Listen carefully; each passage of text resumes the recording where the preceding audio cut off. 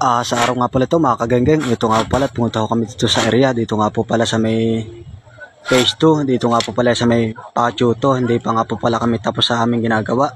Pero ngayon pong araw at gumawa muna kami ng daspan po, kung pandakot po yan.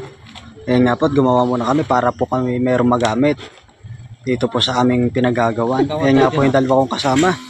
Nga po yung pinagtali na po yung daspan. Yan po, talagang tinadyaran na po ng tali. Tatlo na nga po para po hindi na po makawala. Dahil po baka sa market.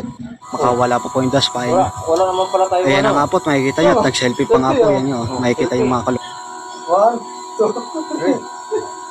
Isa pa, yan. Isa pa. 1. Dito, sa daspan. 1, 2, 3. Ayos. Isa pa, oy. Isa pa, oy. Ayo. Oh. 1,